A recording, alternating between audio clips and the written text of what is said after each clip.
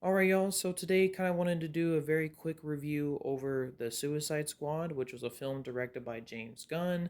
It was released in 2021 during the pandemic, and it is technically kind of part of the DCU. I guess later retcon to be set in James Gunn's DCU. But regardless, just kind of wanted to give you my thoughts on this movie. So I haven't seen this movie in many years. I remember it came out during like the height of the COVID pandemic, where movie theaters were shut down and people weren't going to the movies, but still blockbusters and big movies were kind of coming out. And they kind of did this very weird release for this movie because I remember specifically they just dropped it on their streaming service. I think the same day it came out for like a very limited theatrical run, and I saw it back in the day, and I thought it was a really good movie. I'm not the hugest fan of the 2016 Suicide Squad, though. Admittedly, I haven't seen that movie in years. But I think at the time I thought that this film was a bit better than the 2016 one. I thought it was really creative and interesting. Now I wanted to rewatch this movie to kind of give it my second thoughts and see if it holds up, especially considering the fact that James Gunn is currently the head of DC Studios. I still really like this movie. There's a lot of really good characters, a lot of really good elements. I don't think this is a 10 out of 10, and there are definitely some issues, but I think for the most part, it is a very well constructed movie. I think, for one, the new team, like the Suicide Squad themselves, are all really interesting characters. They're varied, they're unique, and they're pretty cool. Let's get into them. So obviously we have Idris Elba as Bloodsport, and I was really surprised how much I liked his character and performance in this movie. I don't think it nearly gets talked about enough, but I think he did a really good job. He was always constantly swearing, and his attitude and his whole thing with his daughter was a very cool and interesting part of the movie. My only big little issue is they didn't do more of that, but I think it was really good for what was in the movie.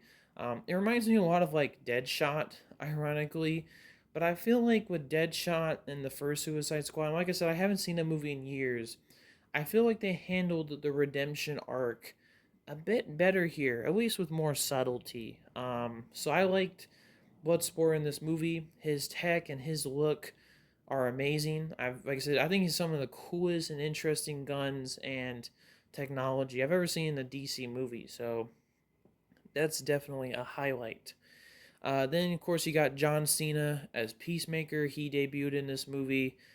Really funny. I think personally, maybe besides like the big three and the poster right there, he's really good in this movie. I can totally see why James Gunn decided to spin this character off into his own series.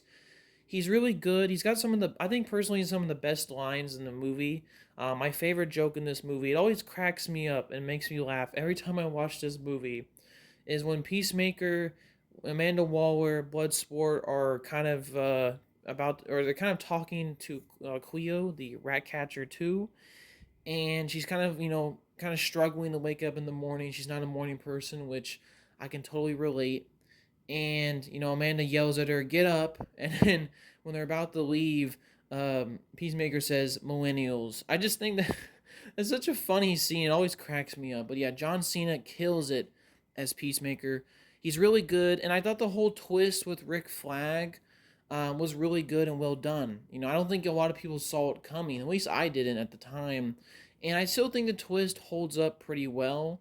Obviously with hindsight, you can definitely see some of the foreshadowing that was done there, but it was really good, and I like the whole scene with him and Rick Flag in the death scene, and that final line is so haunting, right? I think, if I remember correctly, Peacemaker or Rick Flag before he dies, due to the hands of Peacemaker, says, "What does he say?" He's like, "Peacemaker, what a joke." That's really crazy, and it represents the character in a lot of ways, but really good. And you also got some returning characters from the DCU. You got Margot Robbie's Harley Quinn, which she's really good. I think she was pretty much good in all of her DCU movies, but here specifically, I feel like Gunn gets Harley a bit more better compared to the other movies. She's like crazy, but has like an order to her chaos, right?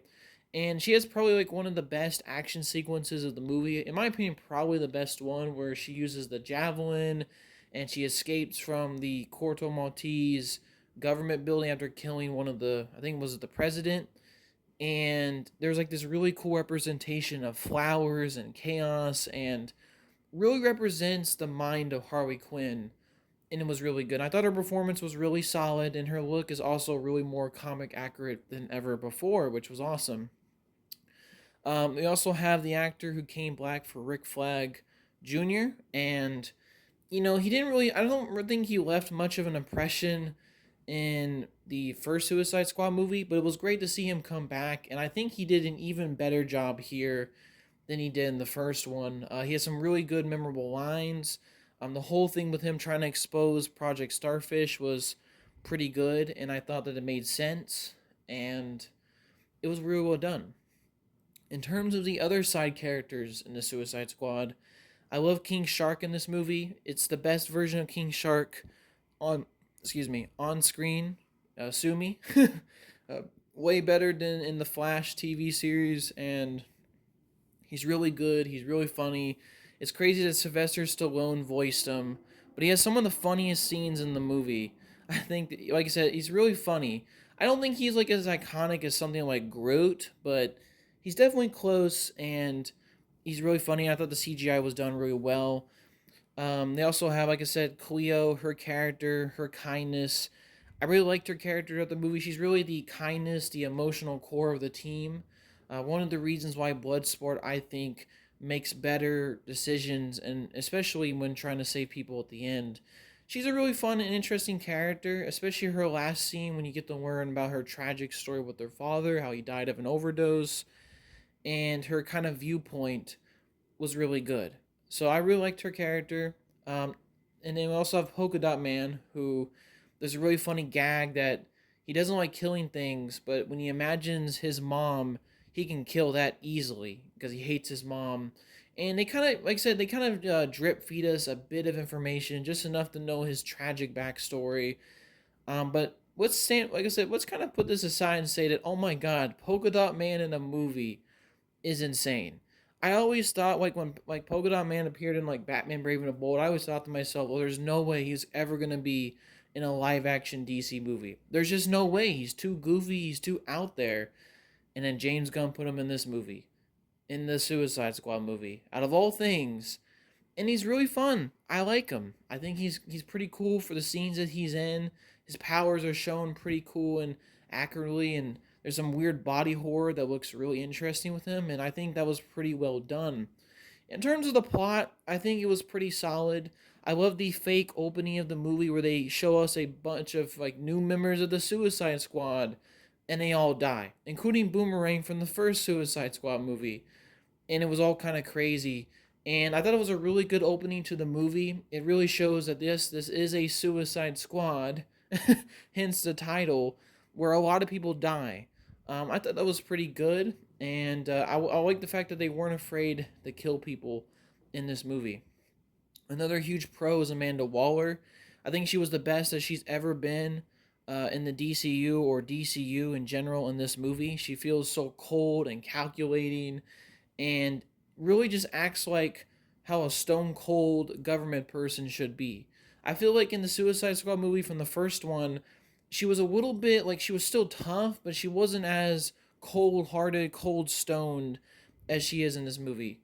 And it's really good. It's also pretty cool that we also get a little bit of an early glimpse of her team that are surrounding her, which we will get to know a lot more in Peacemaker, which is pretty awesome. And yeah, pretty cool. The action sequences in general are really cool.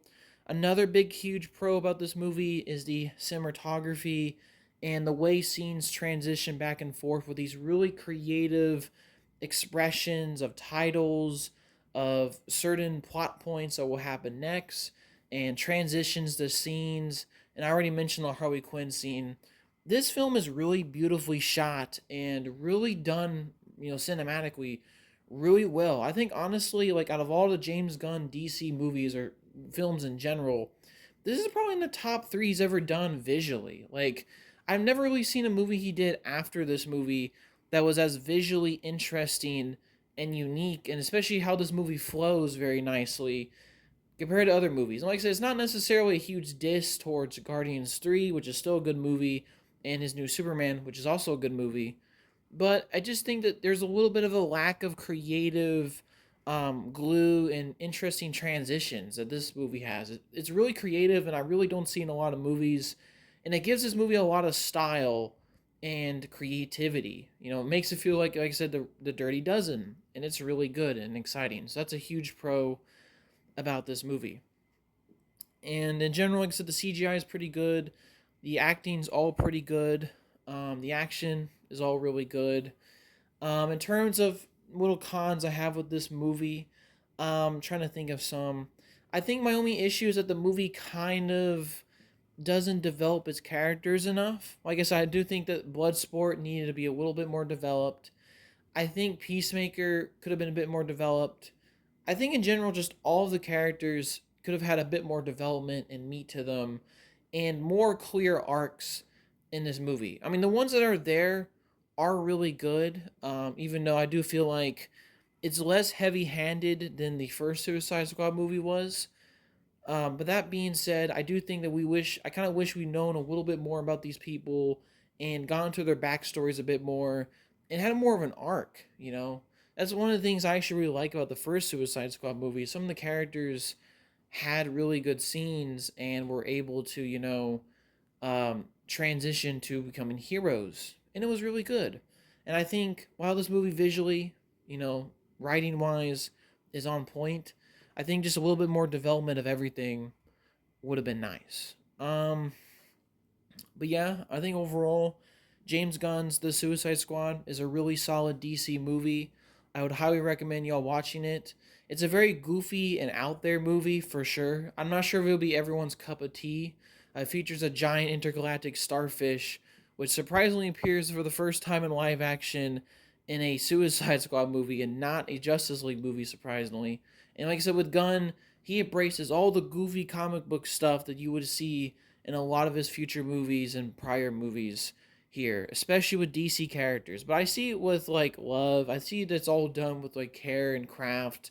And it shows, like I said, he's a big DC fan, and he's just kind of incorporating all these weird elements into a really solid The Suicide Squad movie. That, yes, even though I can't really definitively say for sure because I haven't seen 2016 in a while, but that being said, I can definitely say it is probably the better version of the Suicide Squad made, and it's still a really solid, interesting, and especially visually and directing wise, a pretty damn good movie. Not great. There's some little writing issues and pacing issues here and there, but for the most part, it's a really solid movie. Alright, y'all, so just kind of wanted to do my quick review of this movie. Hopefully, y'all have a good day, and peace, y'all.